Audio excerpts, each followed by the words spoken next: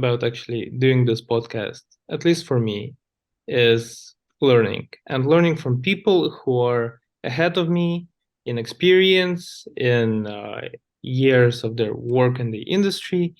And that is something which I strive to show for this podcast and really drive the value for learning from people who have been in this industry and who are really experienced and have like a lot of knowledge to say. That is why it is my pleasure today to have Joeri Billast as the guest of our podcast, who is a fellow podcast hoster. Again, more experience, which is like, again, also very interesting for me as on my journey of being a podcast host, a public speaker, fractional chief marketing officer. Although, like recently, I found out like you never know who is like even a marketing officer or who is a metaverse officer with all those new titles which we start getting. Um, but yeah, Yuri, would you tell us a little bit more about yourself and what it is that you do in more detail? Yes, actually, you mentioned it. CMO for me, it's Chief Marketing Officer still today, but I know in the future probably it will be Chief Metaverse Officer. Now, as a fractional CMO, I help out companies with their marketing for a fraction of my time. And yeah, I love new technologies. That's why I also am in Web3. So I love also experimenting with the metaverse. So organizing events for businesses in the metaverse will also or is also a part of my job, of my, I would say, work with my clients, and will be more a part of my job. But to give you a bit of my background, so as you know, Web3 is rather new. So in the beginning of my career, I had a business intelligence company. I had this for many years, and we did IT projects for bigger clients, helping them better measuring, making reports, making dashboards, analyzing data about their clients, how they could adapt their strategies to grow better, and so on. Also, at the time, I had an investment club. So, an investment club analyzing the financial markets, looking at stocks, which stocks to buy, which stocks to sell, and so on. And then at a certain moment, I decided I wanted to do something else. And then I sold the business intelligence company and I started again from zero. And I went into marketing. In the beginning was more like how to use marketing tools. And then I went into social media marketing. That was the time that Facebook ads became popular. So I helped out clients with advertising through social media channels. And then already some years later, where we are now, you see that ads don't work anymore as they used to work. There are a lot of people that say they are social media marketing experts. There are a few, I would say, things that people don't like about social media. And then I was looking more and more into the Web3 world. And I said, like, it happened at Social Media Marketing World in San Diego 1.5 years ago that I decided I need to go towards Web3. And that's actually what I'm doing today, helping out clients, Web3 clients or clients that are not yet in Web3 with their marketing. And also I have a mastermind, which is for Web2 entrepreneurs that want to enter the Web3 space to grow their business, but they don't know where to go to or who to trust. It's hearing you talk about your journey. It's interesting how, well, I'm gonna say it's very similar to my journey into the marketing as well, because a couple of years ago when I just started, like I never really wanted to work for like a company, and I was like strive to be like an entrepreneur, and I had like a marketing agency doing like social media marketing and ads as well, but it was the driver for me to actually work on something more interesting, right? Because it was very, it was like factory made stuff. You just like the same thing over and over, like doing that. And it's not a problem. You have to do ads. I get it. It's like it's. I'm not saying that doing ads is pointless. Just for the listeners who like don't misunderstand me, but it's my personal goals that like I want to do like interesting projects which involve doing ads in them as well if they have to, right? But it's actually doing something interesting, which drove me into like more of like emerging technology space and Web3. But like I don't say that I'm a Web3 marketer, but like I do like to dabble in it because it's just more engaging and the projects can be a lot more interesting. Which I guess brings like to the first question is like, how do you see the difference between Web3 marketing and traditional marketing? Oh, I do see the difference. Now, that's also a question that I asked to my own podcast guest, Ivan. And actually, it's interesting that the traditional marketing principles, if you're now talking about Web 1, Web 2, or Web 3, they stay relevant. So you still need, to know who you're talking to. You still need to give value. You still need, to have fill a need in the market with what you're offering. And so those principles are still valid. But what I see more in Web3 than it was before, it's the aspect of building community.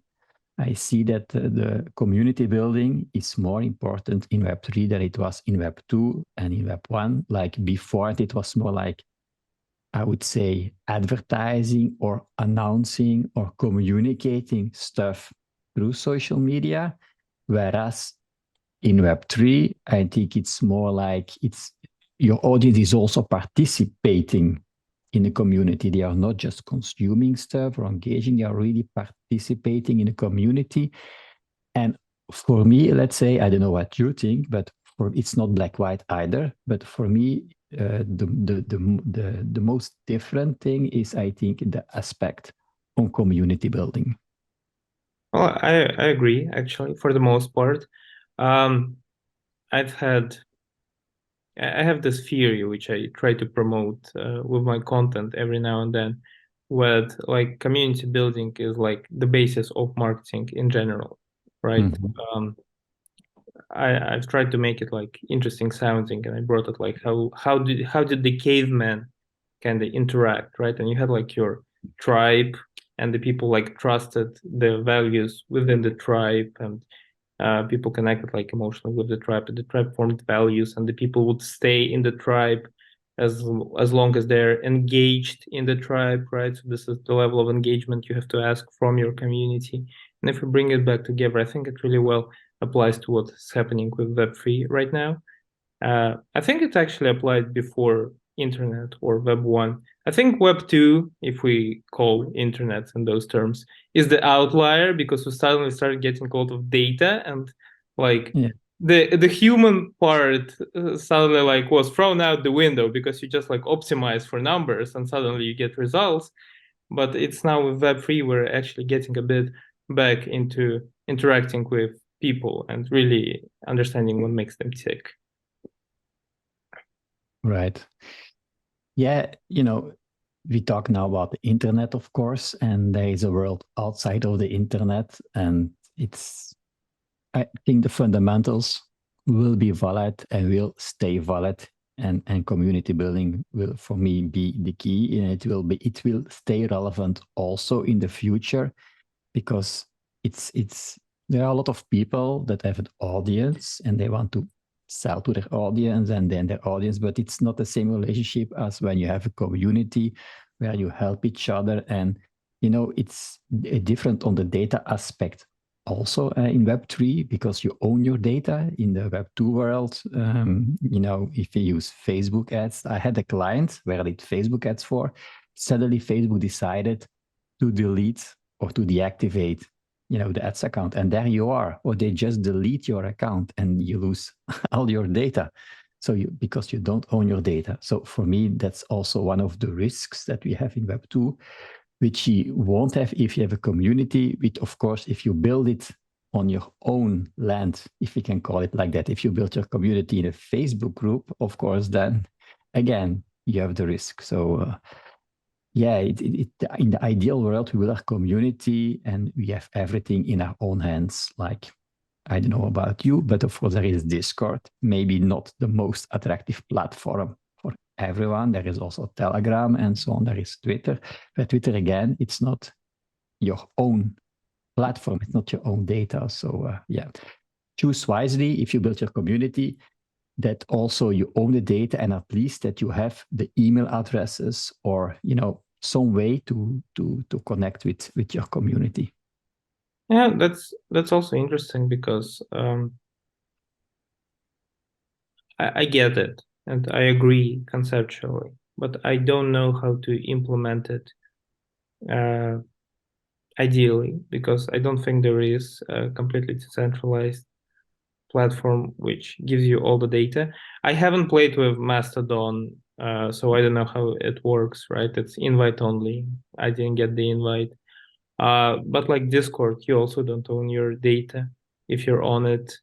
Neither do you with Telegram, right? And No. actually, in Telegram, one thing which I don't enjoy about the Telegram is the fact that like other people can delete the chats they have with you, right? So you don't even like, I understand deleting for yourself, but in this sense, you don't even like own a single chat you might have with somebody. You can just delete it and you lose it forever, right? And when it comes to Web3, well, I get that part of it is because Web3 isn't fully realized yet, but it's still, we're kind of like, when we're doing marketing, we're still doing like something of a mix between like getting people aboard a Web3 project through Web2 means, and then like kind of driving those Web3 principles of trust and community and engagement. Exactly. Yeah. So all the businesses or the entrepreneurs I'm speaking to that are in Web3, they are using Web2 techniques, to find their users, to find their clients, and so on. That's what they're doing. And indeed, you mentioned you don't own the data on those platforms either. But if you have a way to this part of your community that is most engaging with you, to know who they are and have another way to reach out to them instead of just being in the community, I think that is really something valuable, because as you know, if you have 100 people in the community, most of them are just, they don't do anything, or they are just watching. And then you have a percentage of people that is engaging. And then you have your top, your top core, I would say, fans that you hear from almost every day, or that are engaging all the time. So yeah, there are different levels too.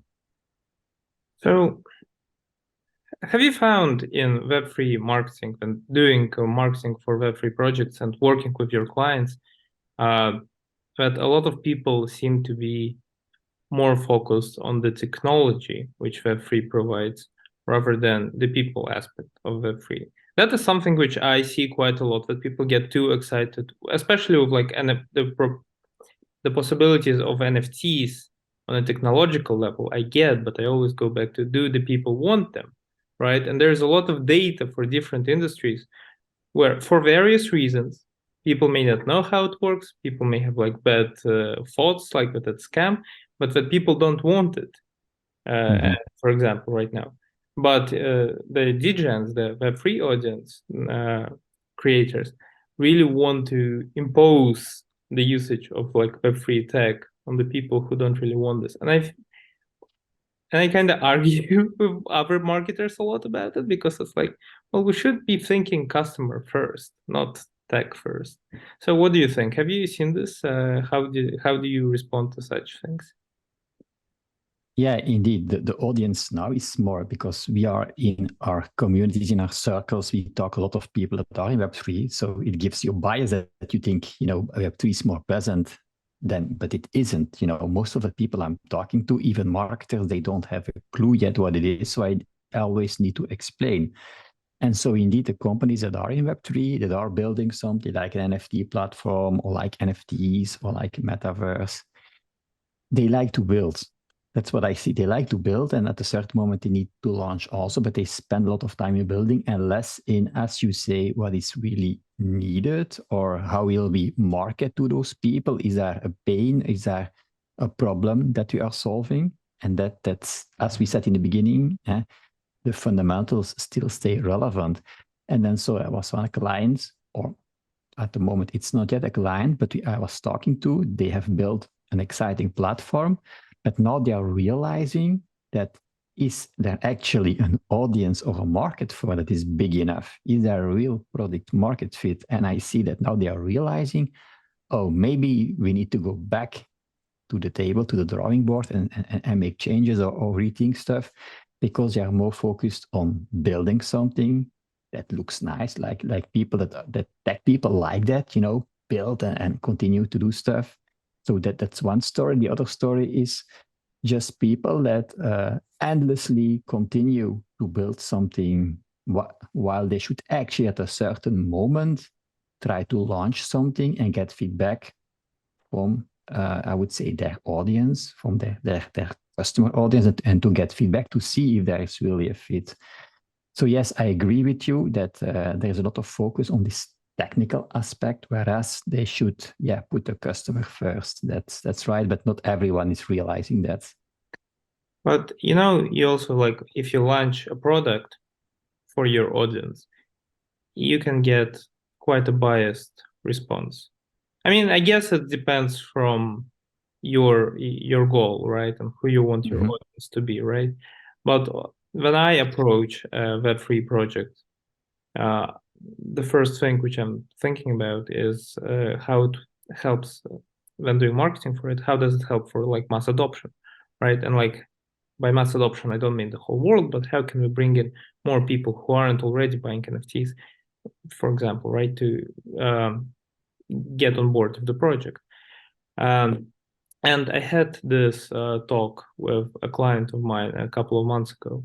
He is launching a platform, and I kept telling him that it's complicated. The UI UX is complicated. It's overwhelming. To which I was getting a response that no, it is for very specific people who who do gaming, who are Gen Zs, who buy NFTs. That's exactly what they want. Everybody who he asked said they find this platform to be quite simple.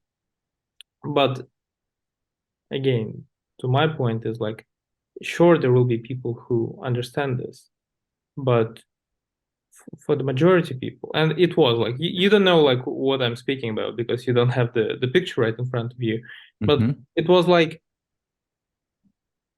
it was a lot of information on the page. It was like a huge menu of functions, and it was a platform with AI and blockchain and NFT and social media and the podcasting and the generative AI over there. So it was like a lot, and it was overwhelming. There was no clear message, right? It wasn't like a traditional landing page. It wasn't like, something clear what you know what it is. There was no clear button where you register or like where you do certain actions, which obviously the platform is meant for, right? And my argument was that, well, the majority of people will just switch off because they will get lost. Your attention is like driven all over the page, right? And I believe there was a bias because obviously there is a certain audience he is already talking to who accepts it, who agrees with the platform. But the majority of people probably won't. And right, and especially he was comparing the platform to like the TikTok and Threads didn't exist at the time, right? But TikTok has very simple UI, like maximum simplicity, like all of the social medias which we do use. Actually, like I enjoy LinkedIn the most, and it probably has the most complicated UI of all of them at the moment. How do you like combat this opinion when you like face it from your customer saying, no, I've asked, I did my own research, and my research says I'm right. Yeah, it's always good, I say to my clients, that an outsider looks at your stuff and looks at what you're building and gives some feedback and ask questions. Because if you're in your business, then you don't see this outside view, which you need. And of course, if they are talking to their current customers, those customers are already ahead in the customer journey, they already know about that company, they already know stuff, they already have some trust in the company. But if it's a new audience that doesn't even know that that company exists, and then they see stuff, they first, of course, they need to be able to understand what is this company, what are they offering, is it something that is relevant for me as a customer, if they are seeing the communication. And if at that moment there is no match, I don't think there will be, there won't be anything following at that moment, because they won't be interested anymore. So you need to have catch the attention. And if you compare it to TikTok, what happens on TikTok, you go on the platform, they catch your attention, they show you the things, more of the things that you like to see, and that's how they feed you. But if you see something that you have never seen before and it doesn't match with what you want to see or what you need, or you don't get it right away, there is no like a hook which gets you in, because the hook, it should speak to a certain need, it should speak to a certain interest, and then you continue to watch with TikTok. That should be the same with your business or with your landing page, that if I go to that landing page, and I go to the landing page because I saw a social media post or whatever, I come there, I need to, you know how it is on a website. People are that they read and they are going to the next one. That's the same with the TikTok videos, of course. Also, you're scrolling on TikTok, you can directly scroll to the next one if it doesn't, if it's not relevant or appealing to you. And I think that's the same with this landing page. So they should really know how their audience is thinking about them. How do they see it? Because that's the risk, that they build stuff for things that they like themselves to see, or they make content or a landing page that they like, but it should not be what they like. It should be something that outside people, outsiders like. So that's another point of view. So that you should explain that, and if they don't want to listen, yeah, you just need to give them the path, and they will, of course, discover it for themselves, and then they come back to you. Well, it's actually, I've been doing some research into neuromarketing, and I had a guest, Thomas Ramsey, come on the podcast a couple of weeks ago.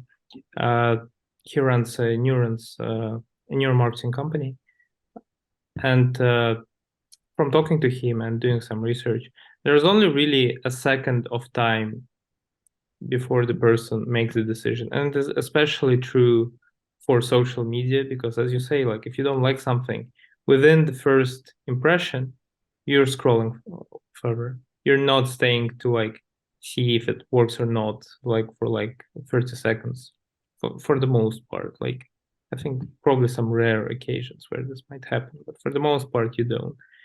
And as you say, like a lot of people build stuff for themselves. And I think we're all, well, like, I know I am also sometimes creating stuff a bit for myself, which isn't good, like, right? But like, you can't get away with it when you're doing something.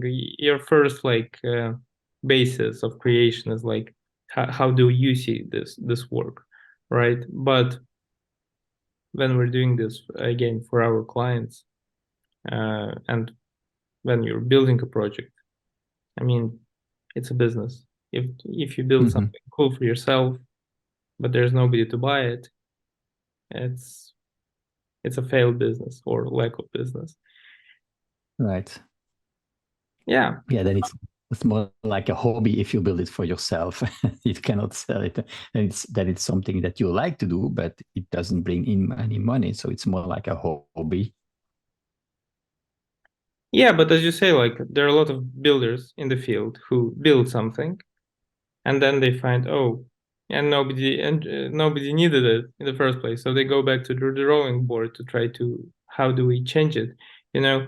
And it's I think that's a big of a problem, because there's like a segmentation of product and marketing. There is a certain like fragmentation of business processes. I see in a lot of like entrepreneurs and a lot of businesses at the moment. And I think like when it comes to marketing, like it's effectively the backbone of all the processes, right? There should be people who do product, who talk with marketers. There should be people who do sales, who do branding, who do positioning. It should be like everywhere over there, right? I'm talking about administration and financial parts of business, but like all throughout the product and customers, like marketers should be present and there should be some holistic approach to it. Because otherwise, okay, you build something, then you do the research and then you find this like doesn't work, and then you like pay even more money to reinvent your product. That doesn't sound like a good plan to me.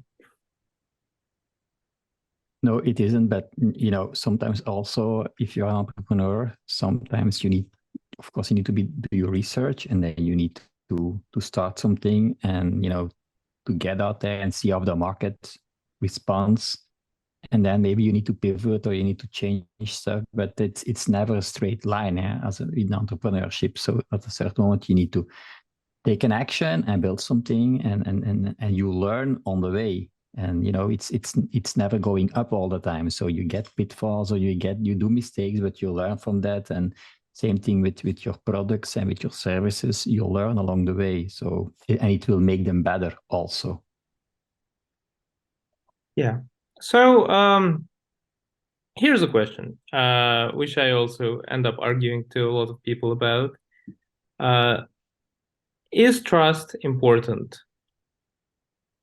in Web3 for the customers? That's a very open question. Trust. So for me, if I see for myself, trust when I see Web3 companies, but it's the same thing with Web2 companies. I want to know who are the founders, and even more in Web3, because you don't always know it. It's hidden. And if something is hidden, there are so many scams, there are so many things happening. So I want to know who are the founders with different platforms, and I like also to speak to these founders. And once I have spoken to them, and I know, okay, not just because to know that they are not a fraud, but also to know that if I have a problem, I have someone to talk to. And if I don't have that, if it's Web3 or not Web3, it doesn't give me like a comfortable feeling. And in business, I always like, to be able to discuss and to talk to people. And if I put myself in, of course, depending on if it's B2C or B2B, or on what amount that we are talking of course, but it's bigger amounts, then the trust becomes more important, because you want to know who you are talking to. On Discord, you see how many messages that you get from people that you don't even know, you don't even know who they are.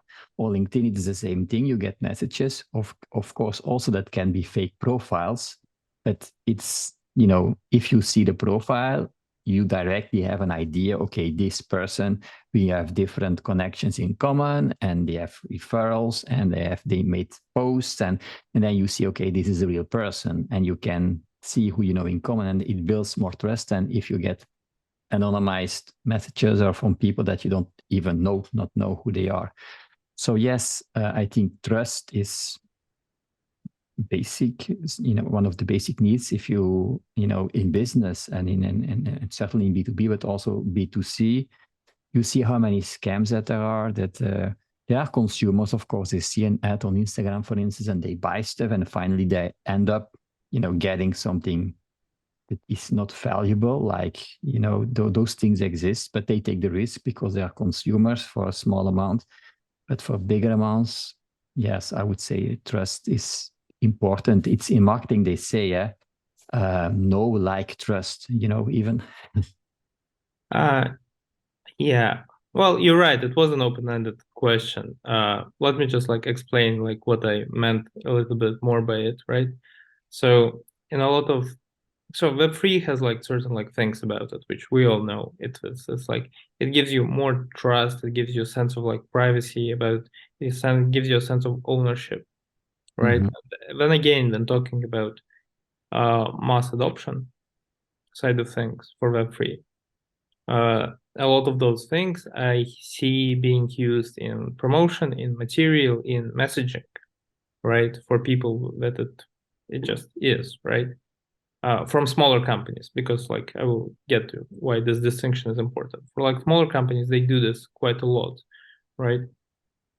you don't see like Nike or like Starbucks or like, they are big fashion brands who, well, Starbucks isn't a fashion brand, but like they don't do this, but they still also start implementing things in Web3, which supposedly brings in their audience, right? We like, I haven't seen the data for sure to know what sort of audience they bring. Is it just collectible market? Is it not?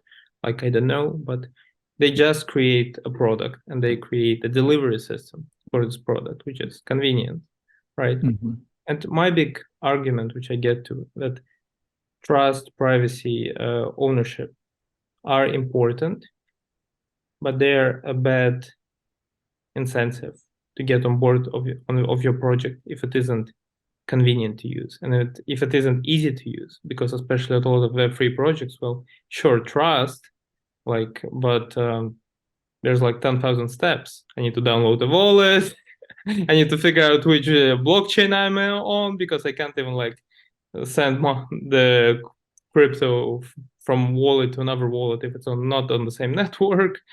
Like, I need to like connect it. I need to memorize the password, the passkey. Like, okay, so like this just like, okay, you give me trust, but like I need to spend like a couple of hours understanding how this trust works, or I can just do it with a press of a button with like a technology which I get.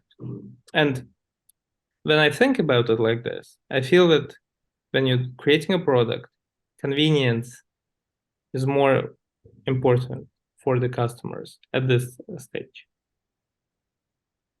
Yeah, the ease of use of a product and how to, because the onboarding experience that you have, you will lose people on their way if they see, oh, it's so difficult, and they if they hear about Web3 and they know, okay, you need to have a wallet and you talked about the right network and this and this and this, they give up and they stop and they don't do it like you say. Then they like the experience that they know now. Just click on a button and things that are happening in an easy way, like we now have in Web 2. But in Web 3, yeah, there is now they need to work on that, and I hope that it will be better in the future. But also, with these wallets and, like you say, all these difficult problems that you can have, there needs to be, and I think it will evolve, ways to that it's so easy as paying with a credit card, that you just pay, you don't ask yourself any questions, it just works, and you can just onboard people as easy as that. And the problem of this infrastructure, the problem of the fact that you cannot like this go into the Web3 space as it is you go on TikTok, because there is a learning curve. You need to understand how it is working. You need to, of course, trust also how it is working, because there are so many things that you hear about that will perhaps scare people off going into Web3, and then you have these obstacles that you need to get over. And so the same thing with people coming on my mastermind. The first thing to help them, because they are experienced entrepreneurs, is to explain them, okay, how to onboard on Web3, how to get your first wallet, how to get your first crypto, how to get your first NFTs, how to get into the metaverse, how to create your digital identity, and so on. So you need to explain all of that for people. Once you have explained that, they trust it and they onboard. And as you say, this is at this moment still a process that is too long, and you will lose people on their way if there is there is no easy way to get them onto that process. Or if there isn't like a problem big enough that people will overcome this. That's the same. Yeah, if there's a good reason for them to do it, like, it's also good to experiment with data, but I am also, for these communities that are token gated, for instance, with an NFT and so on, it's also easy to set up just, on Discord, for instance, you just define permissions, who gets access, who don't get access on Discord itself.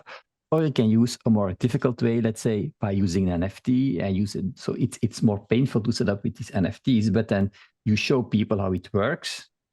And once they see how it works and you see also the benefits of it, then they will get in. But you need to have the opportunity to explain to those people how it works. And as you say, there needs to be a reason for them to listen to you and to follow that process. There needs to be a need and a problem and a motivation, I would say. And the motivation at this time in Web3, it's a bit difficult because there is not really like people have, oh no, I have a pain, I need to go to Web3. Mostly it's like they don't want to miss out on something, or they are interested, or they see opportunities and they want to get in, because it's always good to be the first, or to be one of the first, and not to be, come at the end. But yeah, that's a small subset of people, of course, that have that feeling. It's a bit like weird what I'm gonna ask right now because you're an educator, right? You do your Web3 Mastermind, you do your podcast. I have my podcast, which is like educational material, effectively speaking, right? But there is this idea, which apparently it's from Y Combinator Founder School, and it's like if you have to educate about your product, you have failed. This is like something I've started hearing a lot lately because I was saying quite the opposite. I was saying like with Web3 projects, you have to do some sort of education and onboarding material, like be it optional or it isn't. But you kind of need to, again, because of the technical difficulties, explain the people how it all works if you want them to use it, because otherwise they just won't. But people say, like as I said, if you do the education part, it means your project is too complicated, you failed. What do you think about it? Yeah, depending what you mean by education. If it's like, it's not it's not a whole masterclass, it's just like understand the concept. So if there is a way to communicate to your customers in easy way those concepts without using too difficult terms, but just explain them the benefits and how it would help them, and just use real life examples and how Web3 could solve them, then they will listen, and then they want to know more. And then once they see how they can use it, what's in it for them, then they will be on board, and they want to know more at that moment. So I don't think you need to educate too much beforehand. You just need to tell them stories, show them use cases, explain what is possible. And of course, you need to explain it to the people that already showed an interest, in those new technologies, because then, okay, they are interested, but now I need to show them what's in it for them. Why is this message? Why is this useful for them? Then you need to explain them why should they listen. Is your product something for them? And why should they listen to you exactly? And then, of course, the most difficult part for me, at least, I feel at the moment, is to make them decide, okay, now you need to make a decision now and not wait for, let's say, a few years. Because that's in Web3, because it's evolving so fast that people say, okay, we will wait. So that's of course because there is no really, you need to give them a reason to go now, because now there are opportunities. As we know, there is like this bear market also in crypto, so people are a bit less optimistic about this. There is the AI wave that's there, which takes away some attention. So the focus for me, as I learned for myself, is more like the why me part, so that people listening to me should know, okay, why is the message important for them? And then why should they act now? And if they know it's important for them, they will want to know more. And then you can educate, but not educate too much. For me, the education part is also a way to create awareness, so that they know if they need help with their Web3 marketing. They know, okay, Joeri has his podcast, he has a mastermind, he was on Ivan's show, he did that. So he probably is a guy we should talk to. So I see it more like that. Well, we're in a bit of a different, I guess, business. We're like selling services, right? Yeah. I guess if you're selling a product, you having a mastermind, how you use your product is not the ideal way, as you said. Like you don't want it to be like lectures and seminars. No. But like I think it's just something you can create in your content to make it engaging. And I also like found it like working with SAS platform right now, that by creating educational content, you can create incentive for people to stick around in your social medias because, well, like the platform, so like SAS platform isn't really something engaging to look at, from the visual perspective. So you need to well, you don't need anything. There are different strategies.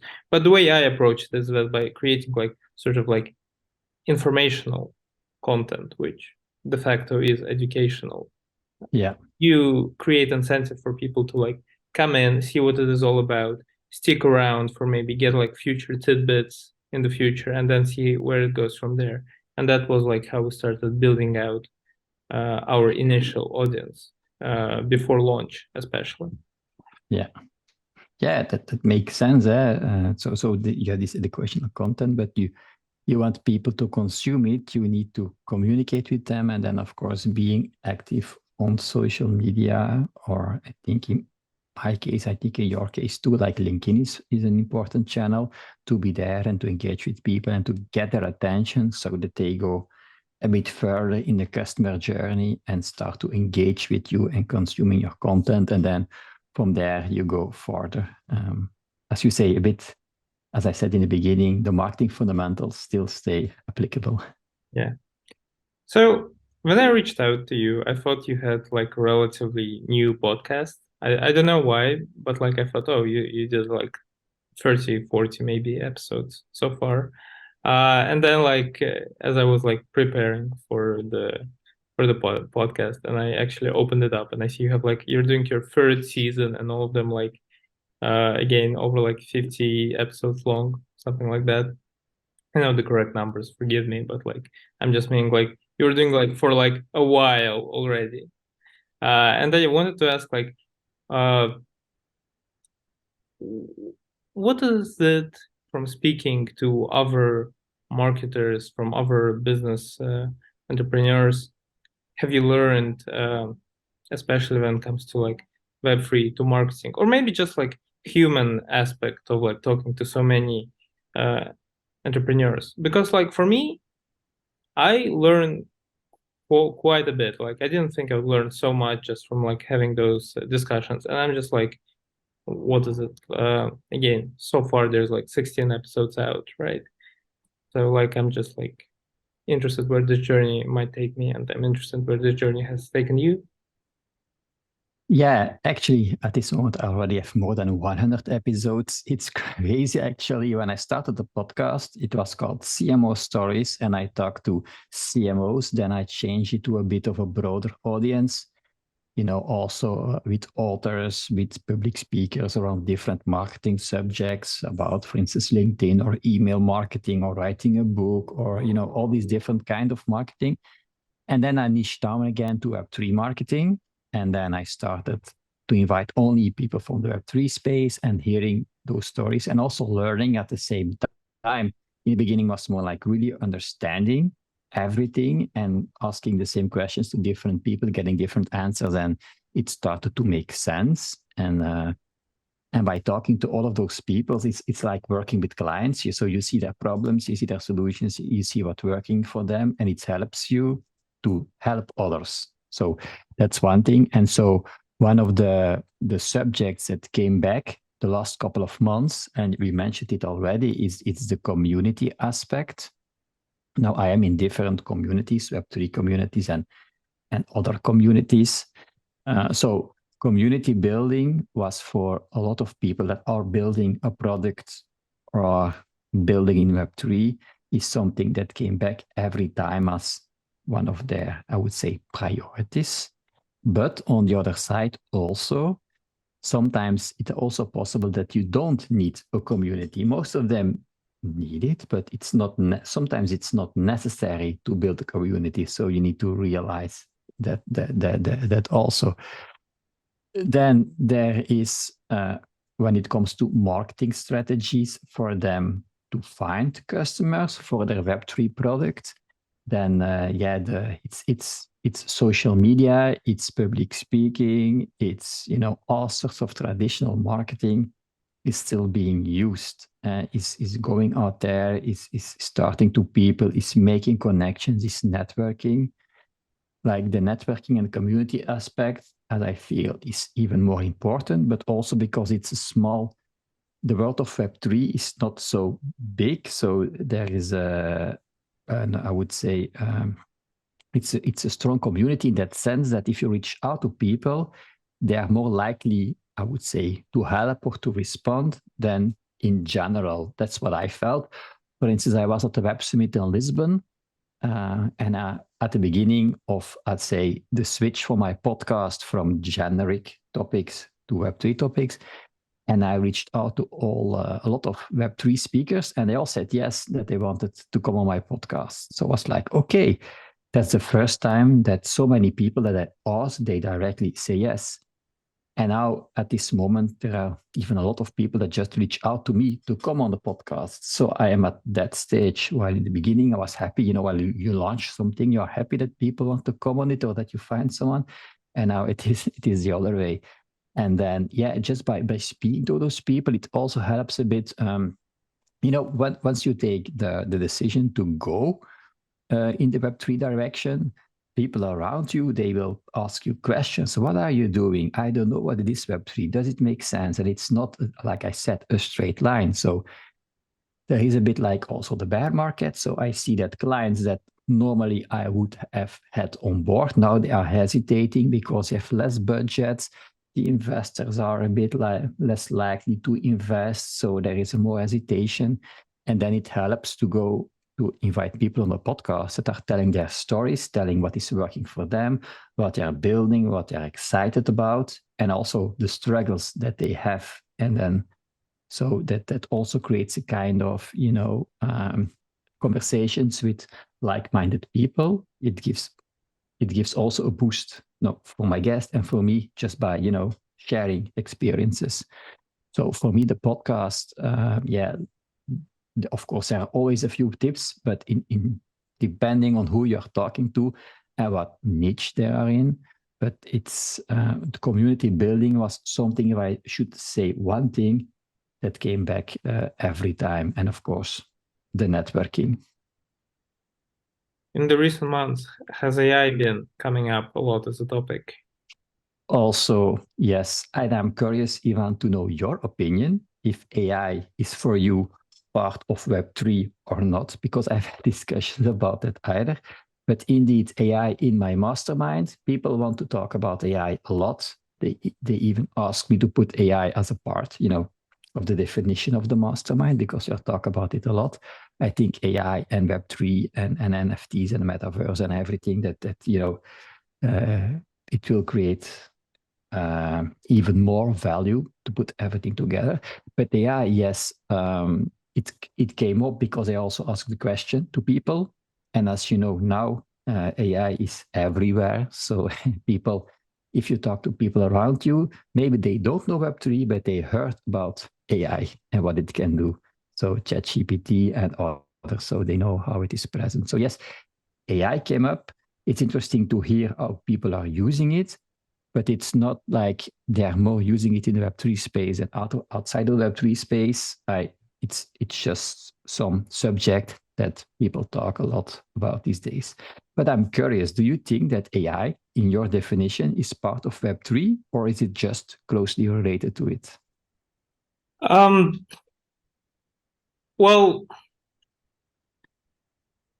you see, we use those terms like Web3, Web2. They effectively don't really mean anything. It's just what we use between us as a shorthand between like what is Web3 even, right? Does Metaverse include Web3, right? Again, it's up to your opinion, right? I would say that AI is such a transformative thing that it just will touch all aspects of digital and even beyond digital, especially. I think it will have a bigger aspect on the metaverse, again, to populate the metaverse, to increase the ease of creation of, be it digital assets, right? And if the metaverse is built atop of Web3 infrastructure, then AI is definitely a fundamental part of like Web3. But overall, my opinion is that AI is just everywhere. Like you can insert AI anywhere. And the audience doesn't know, I met Joeri on AI roundtable discussion, And I don't know if I was like negative during the discussion, but everybody was talking about like generative AI and like creating content with AI.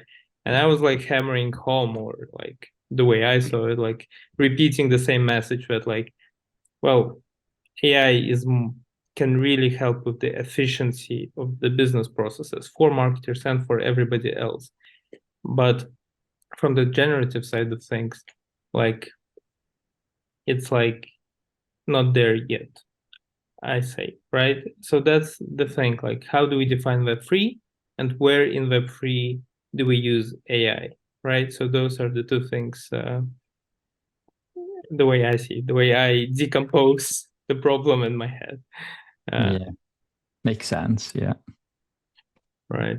Well, thank you, Joeri, for coming to talk to me on my podcast today. As you said, that when you started and you were happy that people came, and I was really happy that you were enthusiastic and open to coming to talk to me here on my podcast today. Thank you very much. Where can people find you if they want to learn more about your mastermind, listen to your podcast, get in touch with you personally, and provided all the links will be down below in the show notes. Well, they can listen to my podcast. They can just Google Web3 CMO Stories podcast, and then you will find my website, which is cmo-stories.com. But you will also find it on Apple Podcast, Google Podcast, Spotify. Would love for you to listen one of the episodes and to give me some feedback.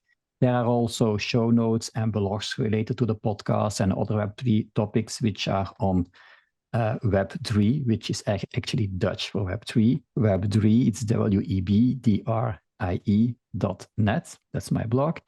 And I would like, of course, to connect with you on LinkedIn or on Twitter or every other platform that you can find me. There is only one guy with my name, Joeri Billast. Well, awesome. Be sure to follow Joeri. And once again, thank you very much. It was a pleasure talking to you today. It was a very interesting discussion for me, and I'm sure for our listeners. Thank you, Ivan. It was a pleasure to be on your show. Yeah.